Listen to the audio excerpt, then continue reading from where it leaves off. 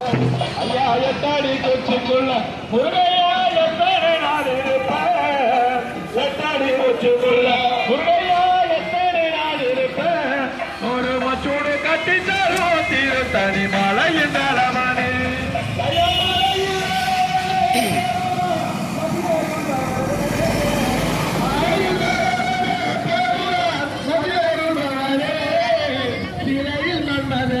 திருத்தணி சகலராயர்களே ஐயா எட்டாடி